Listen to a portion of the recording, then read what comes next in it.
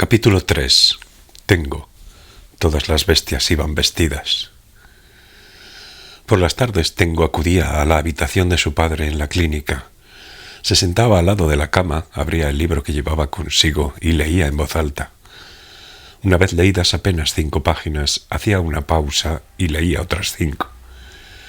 Simplemente le leía lo que él mismo estaba leyendo en ese momento, fueran novelas, biografías o libros sobre ciencias naturales. Lo importante era el hecho de leerle, no lo que leyera. Ignoraba si su padre le escuchaba.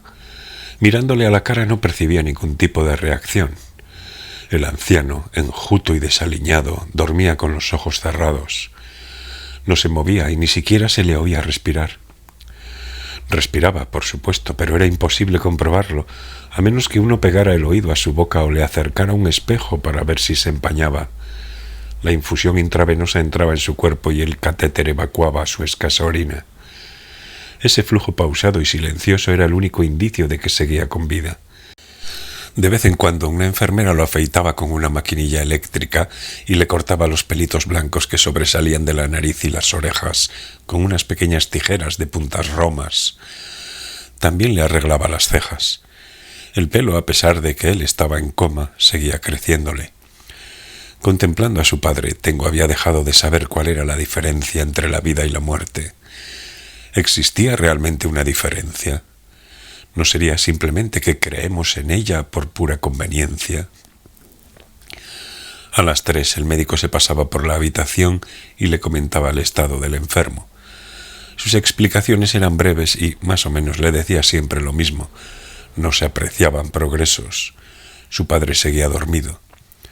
El tiempo que le quedaba de vida se acortaba paulatinamente. En otras palabras, se acercaba a la muerte con pasos lentos pero firmes. En ese momento no había ningún tratamiento al que aferrarse. Solo podían dejarle dormir en paz. Eso era lo único que el médico le podía decir. Al atardecer acudían 2 enfermeros para llevarse a su padre a la sala de análisis. No siempre eran los mismos, pero todos eran igual de callados. No decían ni una palabra, tal vez debido a las grandes mascarillas que llevaban puestas. Uno de ellos parecía extranjero.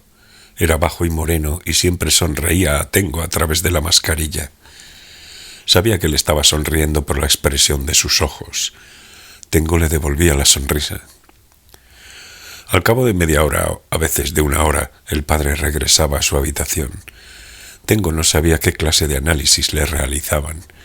Cuando se lo llevaban, él bajaba al comedor, se tomaba un té verde templado para matar el tiempo y a los 15 minutos regresaba a la habitación.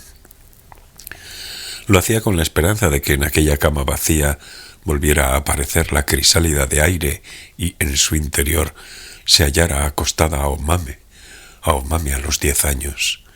Pero nunca ocurría. En la habitación en penumbra solo quedaba el olor a enfermo y el hueco que el cuerpo de su padre había dejado en la cama.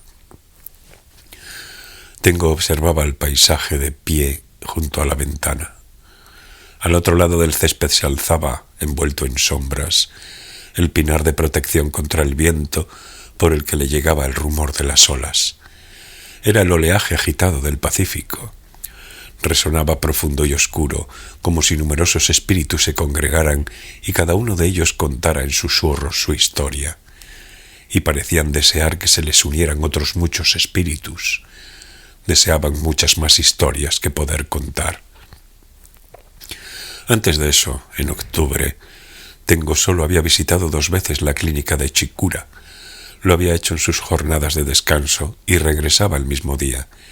Cogía el expreso muy temprano por la mañana, iba a la clínica, se sentaba junto a la cama de su padre y a veces le hablaba.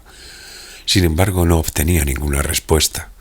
Su padre dormía profundamente, mirando al techo. Tengo pasaba la mayor parte del tiempo observando el paisaje al otro lado de la ventana. Cuando comenzaba a anochecer, esperaba a que algo sucediera. Pero nada sucedía. Solo se ponía el sol en silencio y la penumbra envolvía la habitación. Al cabo de un rato, resignado, se levantaba y regresaba a Tokio en el último expreso.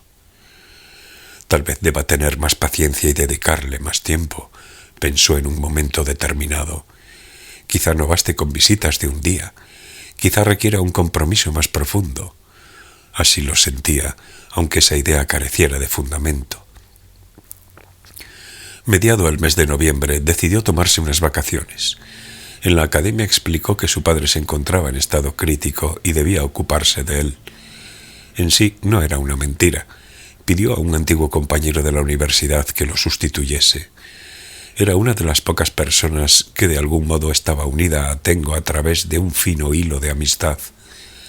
Desde que habían terminado la carrera, solo se veían 1 o 2 veces al año, pero se mantenían en contacto.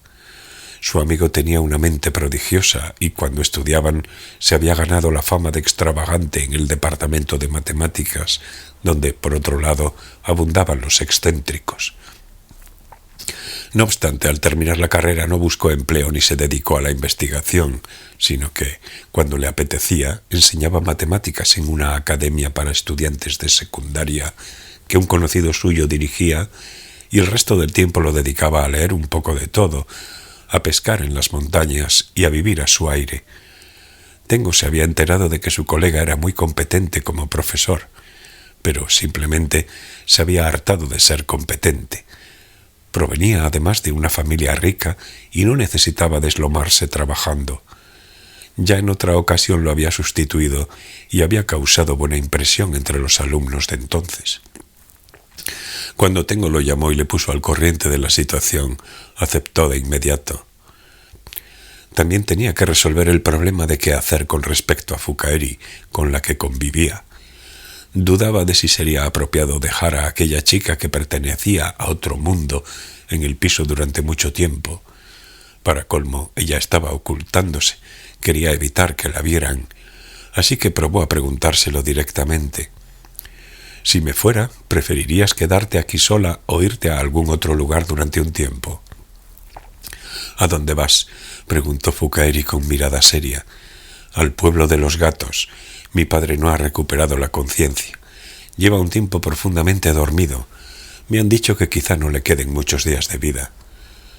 Le ocultó que la crisálida de aire había aparecido un atardecer sobre la cama de la habitación en la clínica, que dentro dormía una Aomame niña, que esa crisálida de aire era igual, hasta en el menor detalle, a la que se describía en la novela, y que, en lo más profundo de su ser, albergaba la esperanza de que la crisálida volviera a aparecer ante él.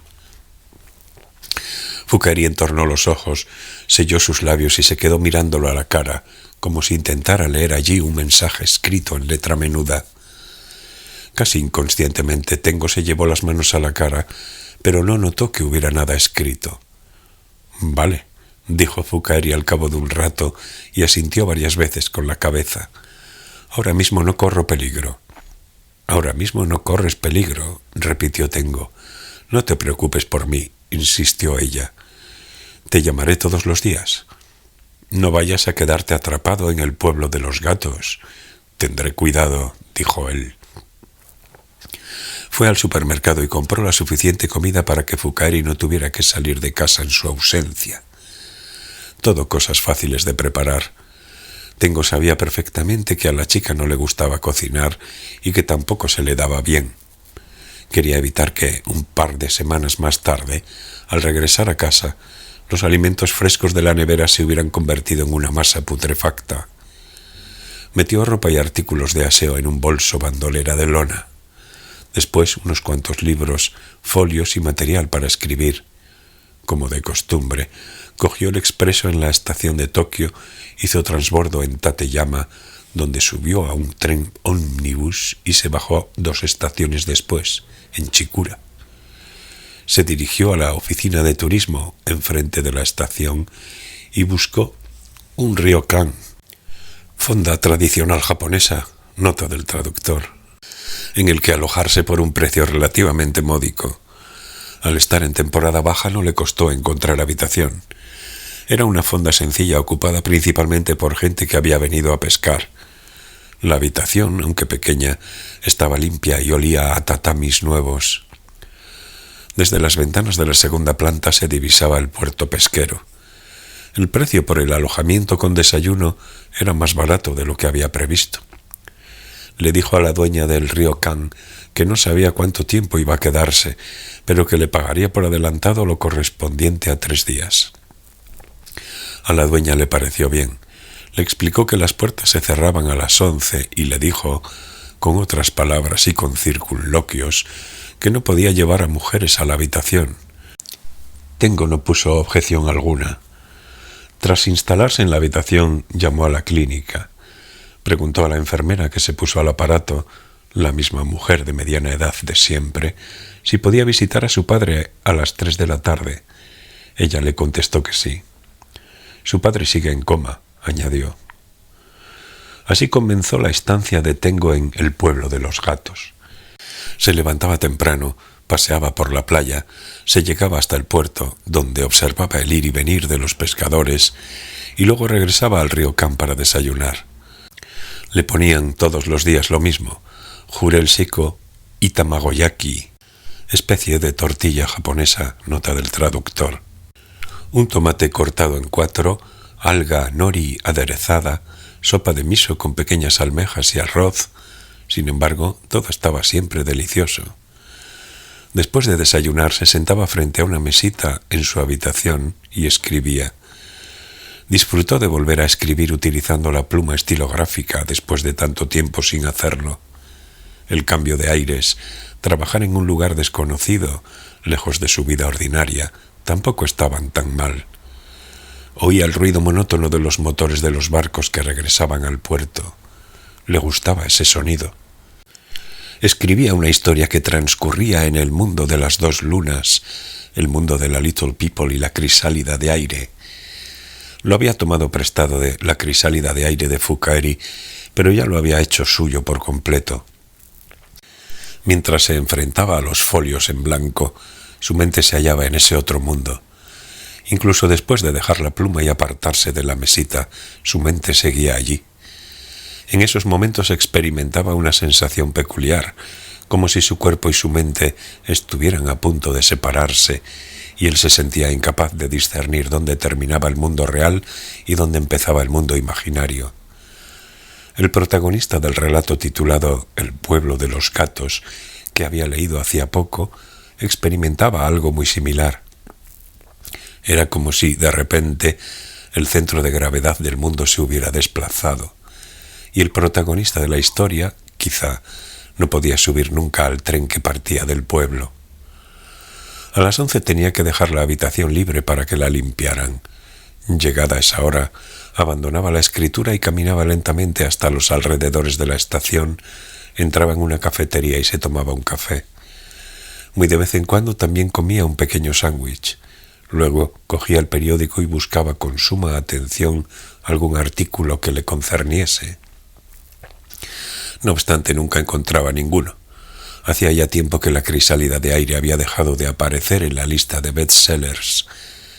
El primer puesto en el ranking lo ocupaba ahora el libro de dietas Cómo adelgazar comiendo todo lo que se quiera y cuanto se quiera. Un título fascinante. Probablemente se vendería bien, aunque en su interior estuviese en blanco. Una vez acabado el café y terminado de leer el periódico, Tengo cogía el autobús e iba a la clínica.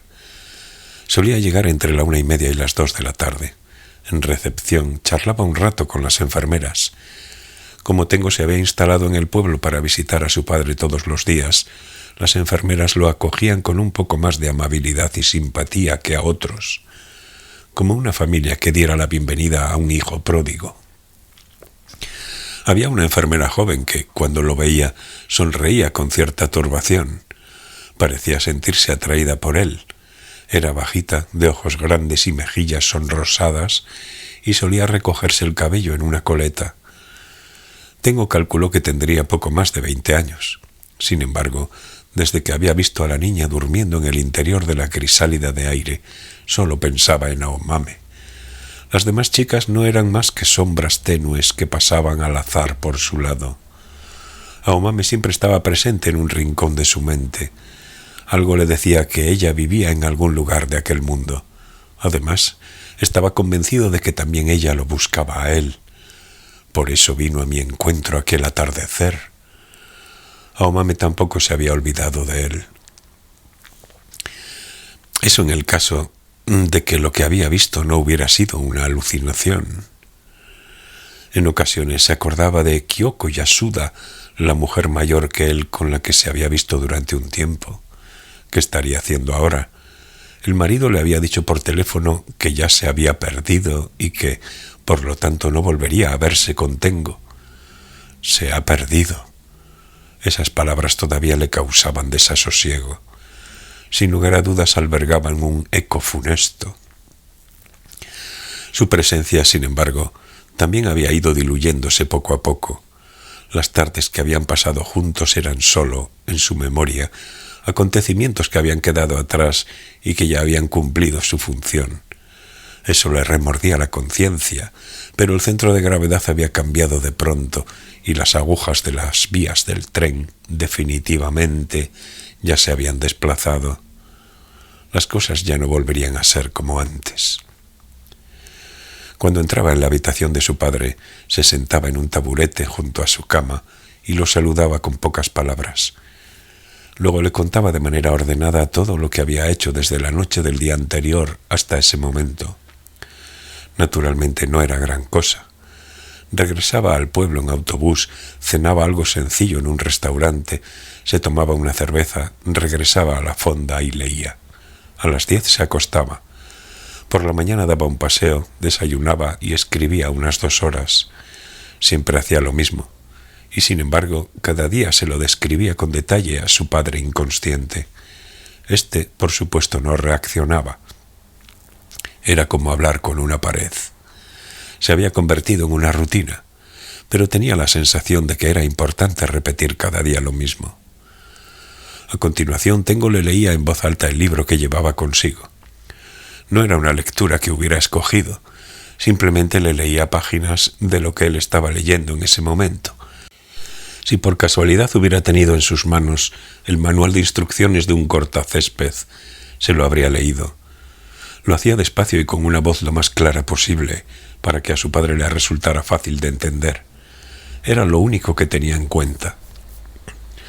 Fuera, los relámpagos se intensificaron paulatinamente y durante un rato los rayos azules iluminaron la calle, aunque no se oían truenos. Quizá tronase, pero tenía la impresión de que no los oía porque estaba ensimismado. El agua de la lluvia corría por la calle formando arrugas. Parecía que tras chapotear en el agua, más clientes iban a entrar uno tras otro en el local. Como el amigo con el que había acudido no hacía sino mirar a las caras de la gente, me pregunté qué le ocurría, pero siguió sin abrir la boca. El barullo que nos rodeaba y los apretones de los clientes que teníamos sentados al lado y más allá me asfixiaban. Oí un ruido extraño, como si alguien hubiera carraspeado o tosido al atragantarse con la comida, pero bien pensado. El ruido parecía el gruñido de un perro. De pronto un rayo pavoroso inundó el edificio con su luz azul e iluminó a los clientes que estaban en la zona sin entarimar del local, cuando en el mismo instante retumbó un trueno que parecía que iba a rasgar el tejado y me levanté asustado. Los rostros de los clientes apiñados se volvieron a la vez hacia mí, y no sé si eran caras de perro o de zorro, pero todas las bestias iban vestidas, y entre ellas había algunas que se relamían el hocico con sus largas lenguas. Fragmento de la obra Tokyo Nikki, Diario de Tokio, del escritor Hyaken Uchida, inédita en español, nota del traductor. Al llegar a ese punto, observó el rostro de su padre. «Fin», dijo. La obra se terminaba ahí. No hubo reacción. ¿Alguna impresión? Como cabía esperar, su padre no contestó. A veces le leía lo que había escrito por la mañana. Tras leerlo, corregía con un bolígrafo las partes que no le convencían y releía los pasajes corregidos. Si aún así no se daba por satisfecho, los revisaba otra vez. Entonces volvía a leerlos. «Corregidos mejoran mucho», comentó en dirección a su padre, buscando su aprobación. Pero naturalmente éste no manifestó su parecer. No le dijo si, en efecto, mejoraban. si la versión anterior tampoco estaba tan mal o si los cambios realizados no eran muy relevantes.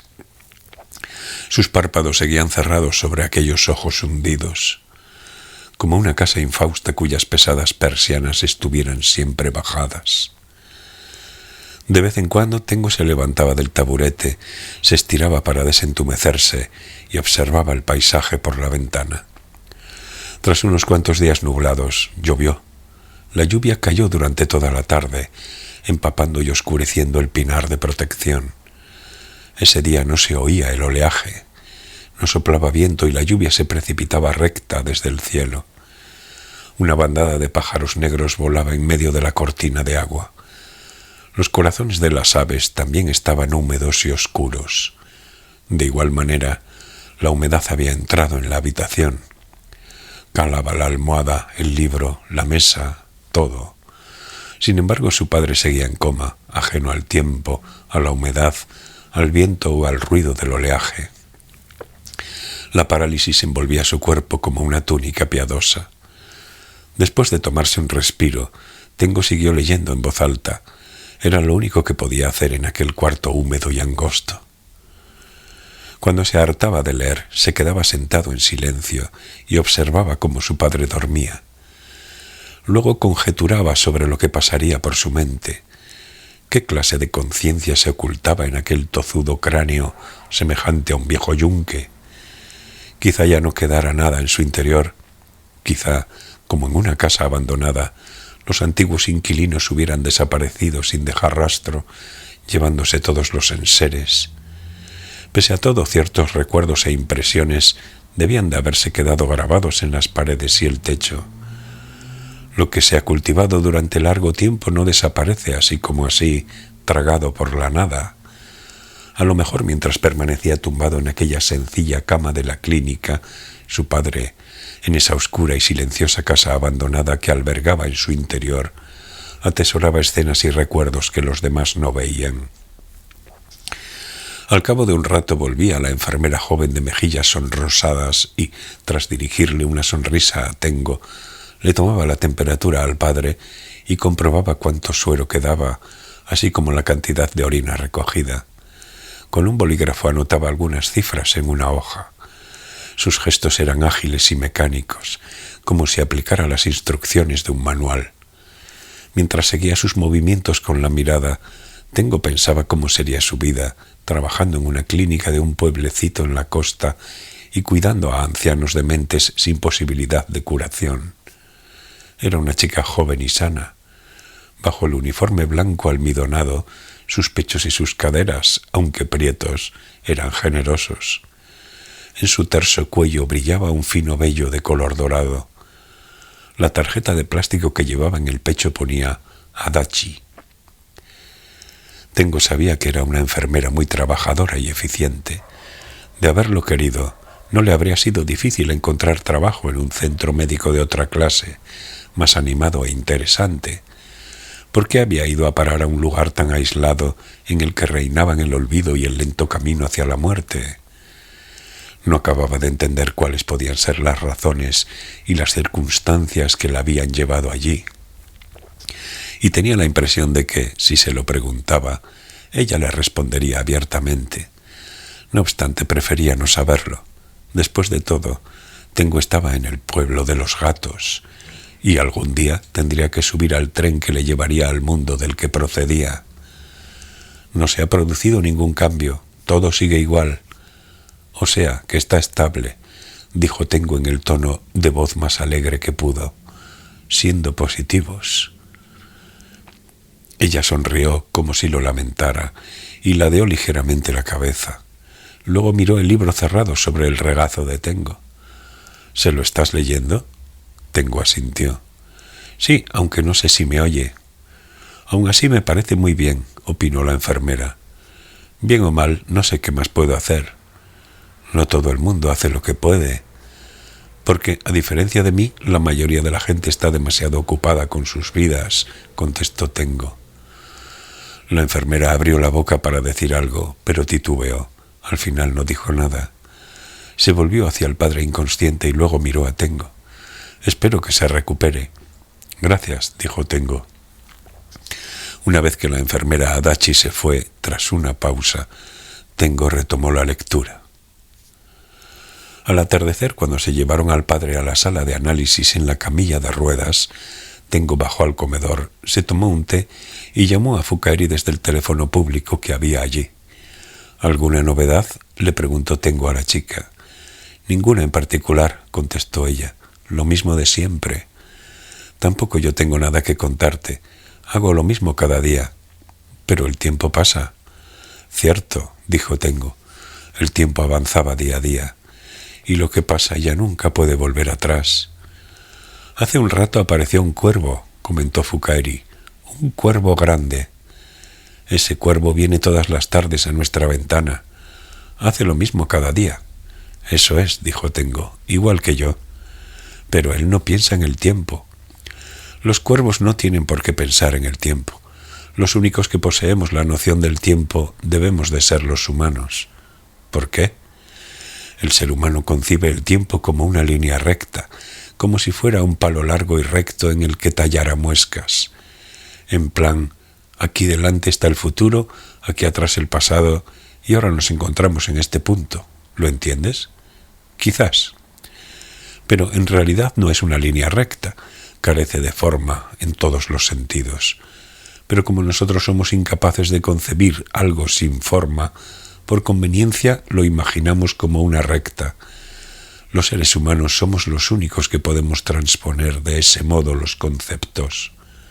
Pero quizá nos equivocamos. Tengo reflexionó sobre lo que acababa de oír. ¿Quieres decir que quizá nos equivocamos al concebir el tiempo como una línea recta? Fukaeri no respondió. Claro, es posible. Puede que nosotros estemos equivocados y el cuervo tenga razón. Quizás el tiempo no sea en absoluto una línea recta. A lo mejor tiene forma de donut retorcido, siguió Tengo. Pero el ser humano seguramente lleva miles de años viviendo de esta manera. Es decir, siempre ha actuado bajo la premisa de que el tiempo es una línea recta que se extiende hasta el infinito. Y hasta ahora nunca se ha detectado algo que lo refute o lo contradiga, así que, en base a las leyes empíricas, debe de ser correcto. Las leyes empíricas, dijo Fukaeri. Después de someterla a numerosas pruebas, se puede determinar si una premisa es correcta, si funciona o no en la realidad. Fukaeri permaneció callada. Tengo no sabía si lo había entendido.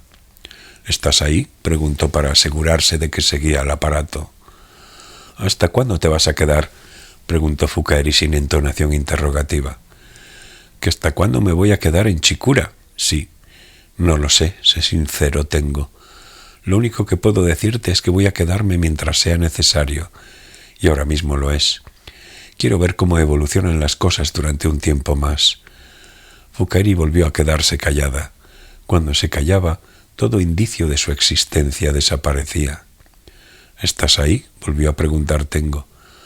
No pierdas el tren, le advirtió Fukaeri. Tendré cuidado, dijo Tengo. No voy a perderlo. ¿Tú estás bien? Hace un momento vino alguien. ¿Quién?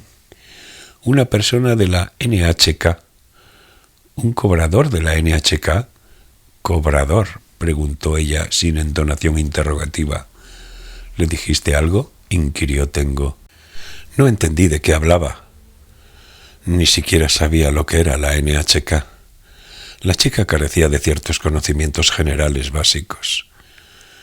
Como no quiero eternizarme, no te lo puedo explicar con detalle por teléfono, pero básicamente hay una organización muy grande para la que trabajan muchas personas. Van por todas las casas de Japón recaudando el dinero que hay que pagar cada mes. Pero tú y yo no tenemos que pagar porque no recibimos ningún servicio. De todas formas, no abriste la puerta, ¿verdad? No, hice como me dijiste. Bien. Pero dijo, sois unos ladrones. No te preocupes, dijo Tengo. Nosotros no hemos robado nada. Claro que no, tú y yo no hemos hecho nada malo. Fukaeri se quedó callada al aparato. ¿Estás ahí?, volvió a preguntar Tengo. La chica no contestó. Tal vez ya había colgado, pero no se oyó ningún ruido que lo indicase. «Hola», dijo Tengo esta vez un poco más alto. Fukaeri carraspeó débilmente. Esa persona dijo que te conocía. ¿El recaudador? Sí, el de la NHK. Y nos llamó ladrones, ¿no? No hablaba de mí. ¿Hablaba de mí?, preguntó Tengo. Fouqueiri no respondió. Sea como sea, en casa no tengo televisión y yo no le he robado nada a la NHK. Pues se enfadó porque no le abrí. No importa, si se enfada, allá él. Diga lo que diga, ni se te ocurra abrirle.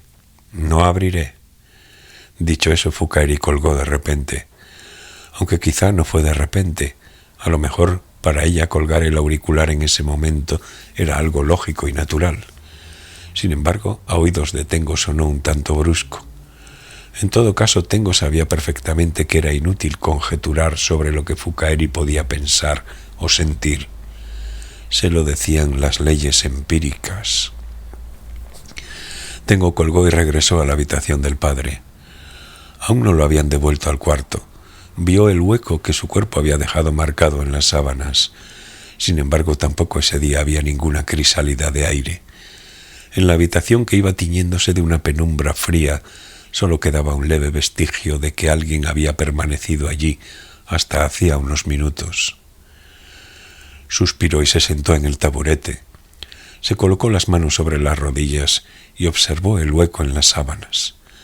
Después se levantó, se acercó a la ventana y miró fuera. Una nube de finales de otoño se extendía recta sobre el pinar. Se intuía una hermosa puesta de sol, la primera en largo tiempo. Tengo no comprendía que el recaudador de la NHK hubiera dicho que lo conocía a él. Ya hacía un año que no venía. La última vez Tengo le había explicado amablemente que no veía la tele, ni siquiera tenía televisor.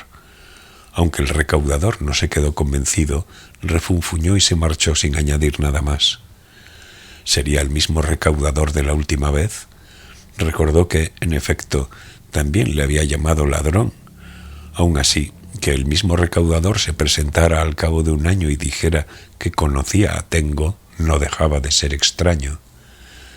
Los dos habían hablado apenas 5 minutos en la puerta del piso. Bah, pensó Tengo. Lo importante era que Fouqueiri no había abierto la puerta. El recaudador no regresaría.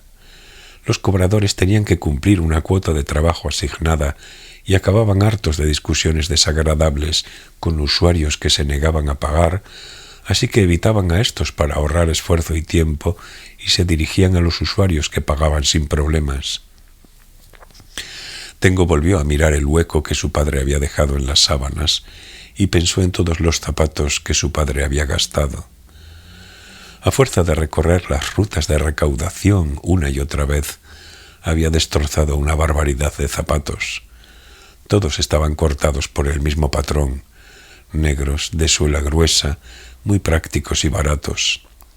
Acababan hechos andrajos, con los talones tan gastados que se deformaban.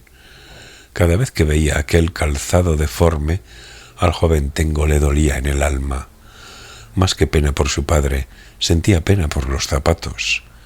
Le hacían pensar en unos desdichados animales de carga, agonizantes tras haber sido explotados hasta la extenuación. Con todo, bien pensado, ¿no era su padre en ese momento como un animal de carga moribundo? ¿Acaso no era igual que un zapato de cuero desgastado? Volvió a mirar por la ventana y contempló cómo el arrebol oscurecía el color del cielo hacia el oeste. Pensó en la crisálida de aire que despedía una tenue luz azulada y en la niña que dormía en su interior. ¿Volvería a aparecer algún día esa crisálida de aire? ¿Tenía el tiempo realmente forma de línea recta? Mucho me temo que estoy en un callejón sin salida, dijo Tengo dirigiéndose a la pared. Se han producido demasiados cambios. Ni siquiera un niño prodigio podría obtener respuestas para tantos enigmas. La pared, claro está, no contestó, ni expresó su opinión. Solo reflejaba el color del arrebol en silencio.